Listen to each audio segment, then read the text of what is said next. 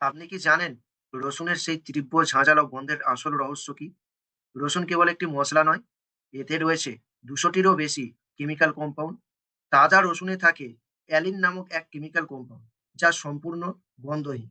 কিন্তু যখনই আমরা রসুনের খোসা ছাড়িয়ে একে কুচি করি বা থেঁতলে দিই, তখন রসুনের মধ্যে থাকা অ্যালিনেজ নামক একটা এনজাইম অ্যাক্টিভ হয়ে ওঠে এবং অ্যালিনকে রূপান্তরিত করে অ্যালিসিন নামক আর একটা কম্পাউন্ডে।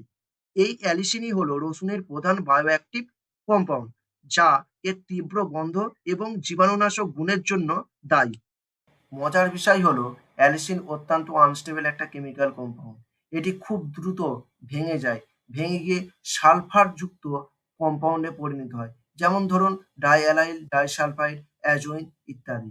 বিজ্ঞানের ভাষায় বলতে গেলে এই যৌগগুলোতে সালফার পরমাণুর সংখ্যা যত বেশি হয়, তাদের রোগ প্রতিরোধ ক্ষমতা বা অ্যান্টিমাইক্রোবিয়াল কার্যকারিতাও তত বৃদ্ধি পায়।